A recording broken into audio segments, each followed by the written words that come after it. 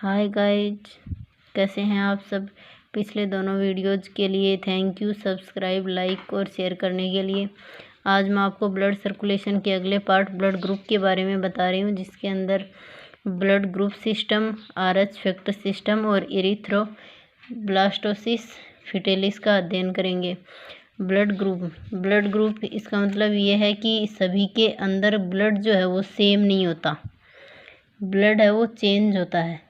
सभी के ब्लड का जो ग्रुप है वो अलग अलग होता है। सबसे पहले तो ये बात ज़रूरी है कि ब्लड ग्रुप चेकिंग की हमें ज़रूरत क्यों पड़ी।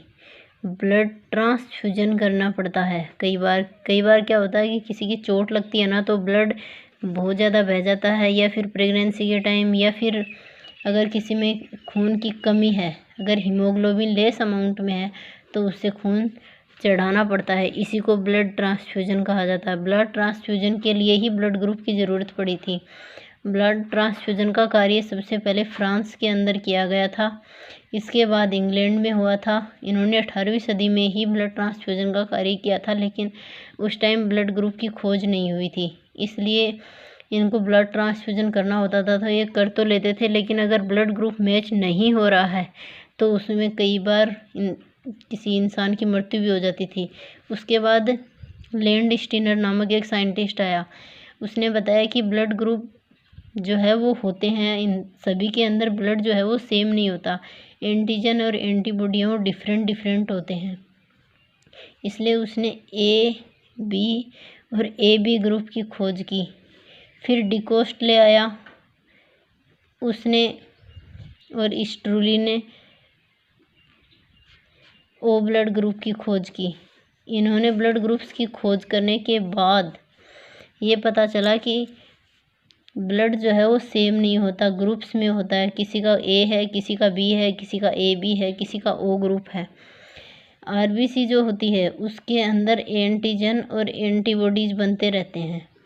एंटीजन और एंटीबॉडी प्रेजेंट होते हैं। अगर RBC है उसके अंदर एंटीजन A प्रेजेंट है तो ब्लड ग्रुप होगा A, ब्लड ग्रुप हो गया A। अगर RBC में एंटीजन B है तो वो ब्लड ग्रुप हो गया B। अगर RBC के अंदर कंडीशनल अगर A और B दोनों एंटीजन प्रेजेंट हैं तो वो AB ब्लड ग्रुप हो गया। O ब्लड ग्रुप के अंदर कोई एंटीजन नहीं होता है, वो एंटीजन लेस होता है। एग्लूटिनेशन की प्रोसेस भी देखी जाती है। ब्लड ट्रांसफ्यूजन के टाइम एग्लूटिनेशन की प्रोसेस होती है। इसके दौरान क्या होता है कि जो एंटीजन और एंटीबॉडीज हैं वो जो हैं मतलब कि एक ग्रुपीज में हो जाती हैं, यानी कि समूहन की प्रक्रिया शो करती हैं। जबकि ये जो एग्लूटिनेशन की प्रोसेस है वो O ब्लड ग्रुप में नहीं देखी जाती, क्योंकि उसके अंदर एंटीजन प्रेजेंट ही नहीं होते हैं, ओनली एंटीबॉडी होते हैं। फिर हम बात करें कि ब्लड ग्रुप जो है उसके अंदर कौन से तो एंटीजन प्रेजेंट है, कौन से एंटीबॉडी प्रेजेंट है, और ये किसी डोनेट कर सकता है और किससे खून ले सकता है, और कितने परसेंट इसकी अमाउंट वर्ल्ड के अंदर कितने प्रतिशत ह्यूमंस हैं जिनके अंदर कौन सा ब्लड ग्रुप प्रेजेंट है। पहले हम बात करते हैं O ब्लड ग्रुप की। इसके अंदर एंटीजन प्रेजेंट नहीं होते। एंटीबॉडी इसके अंदर A और B दोनों होती हैं। ये ब्लड सभी को दे सकता है, जैसे A को, B को और AB को, और खुद के ग्रुप O को भी, लेकिन ले सकता है सिर्फ O से। अपने ही ग्रुप के ब्लड वाले इंसान से ये ब्लड ले सकता है। 30% वर्ल्ड के अंदर O ब्लड ग्रुप वाले ह्यूमंस हैं। उसके बाद हम बात करते हैं A ब्लड ग्रुप की, जिसके अंदर एंटीजन A होता है, एंटीबॉडी B होती है। ये डोनेट कर सकता है A और AB को, और ये ले सकता है A से और O से। और 24% ह्यूमंस ऐसे हैं जिनके अंदर A ब्लड ग्रुप प्रेजेंट होता है। फिर हम बात करते हैं B ब्लड ग्रुप की। इसके अंदर एंटीजन होता है B, एंटीबॉडी होती है A, और ये खून दे सकता है B और AB को, और ले सकता है B और O ब्लड ग्रुप से। 38% इस ब्लड ग्रुप के ह्यूमंस हैं वर्ल्ड के अंदर। फिर हम बात करते हैं ए बी ब्लड ग्रुप की। इसके अंदर एंटीजन है वो ए और बी दोनों होते हैं, लेकिन इसके अंदर एंटीबॉडी प्रेजेंट नहीं होती। इसका मतलब ये है कि ये सभी से ब्लड ले तो सकता है, लेकिन दे किसी को नहीं सकता, सिर्फ खुद के ब्लड ग्रुप के सिवाय ये किसी को नहीं दे सकता।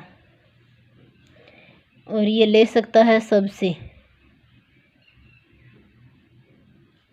इसीलिए इसको सार्वत्रिक ग्राही और ओ को सार्वत्रिक दाता ग्रुप में डाला जाता है। ये 8% अमाउंट में ये ग्रुप में प्रेजेंट होते हैं। आरबीसी जो होती है उसके अंदर 2 टाइप के एंटीजन प्रेजेंट होते हैं, एंटीजन ए और एंटीजन बी, जबकि प्लाज्मा के अंदर 2 टाइप के एंटीबॉडीज होते हैं, ए और बी।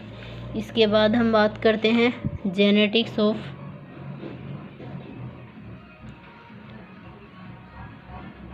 एबीओ सिस्टम या ब्लड ग्रुप सिस्टम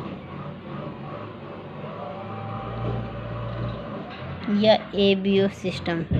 इसके बारे में सबसे पहले बर्नस्टीन ने बताया था। उन्होंने बताया कि जो ब्लड ग्रुप है या फिर जो ब्लड के ये चारों जो ग्रुप हैं ये आनुवंशिकता भी शो करते हैं।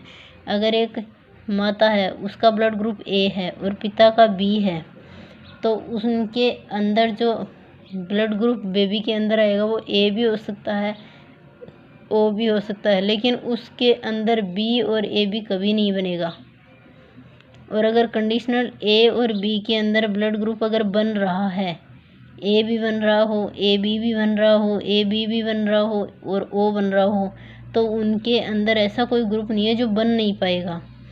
इसके बाद अगर हम बात करें कि ए ब्लड ग्रुप वाली मेल है और अगर ए बी वाली फीमेल है, तो हम उसके अंदर क्या होगा कि ब्लड ग्रुप ए और ए बी तो बनते ही हैं और ए बी भी बन जाएगा, लेकिन उसके अंदर क्या होगा कि ओ ब्लड ग्रुप वाला बच्चा कभी भी बोर्न नहीं हो सकता।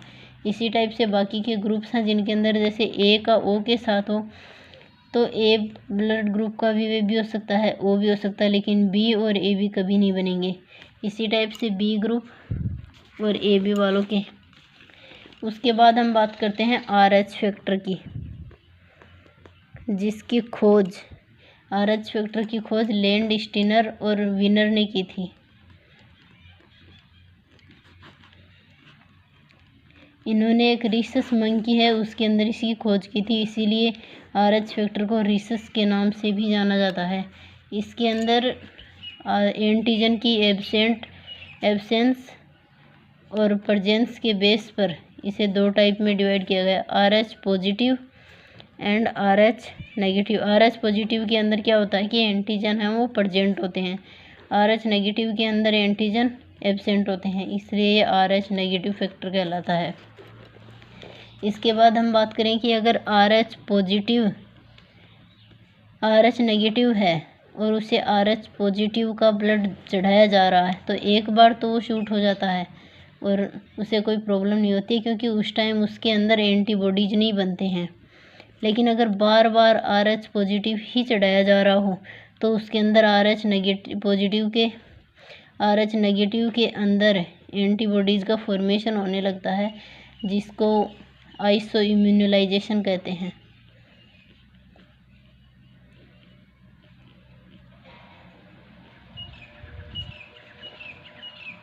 जैसे कि RH पॉजिटिव है वो एंटीबॉडीज़ तो रखता नहीं है, लेकिन RH पॉजिटिव के लगभग 90% के अबोव ही ह्यूमंस हैं, क्योंकि RH पॉजिटिव ही मोस्टली प्रेजेंट होता है। RH नेगेटिव तो 2 से 15 के समथिंग % के अंदर आता है। उसके बाद हम एक टॉपिक और है इरिथ्रोब्लास्टोसिस।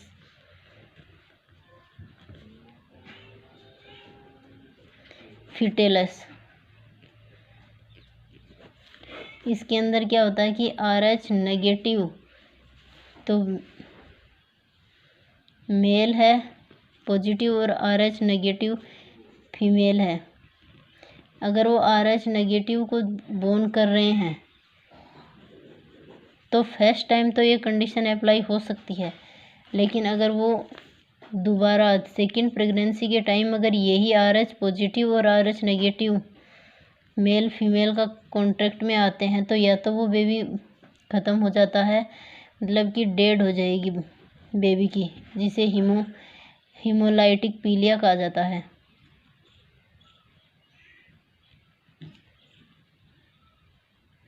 हीमोलाइटिक पीलिया इसके अंदर इसका मतलब ये है कि अगर पॉजिटिव और नेगेटिव फर्स्ट प्रेगनेंसी के टाइम तो RH नेगेटिव बेबी बोर्न हो जाता है और कोई प्रॉब्लम नहीं आती है, लेकिन अगर सेकंड के टाइम होता है तो उस टाइम एंटीबॉडीज़ बनने लगते हैं बॉडी के अंदर, जिससे वो बेबी या तो ख़त्म हो जाता है या फिर उसके अंदर जॉन्डिस जैसी बीमारी आ जाती है।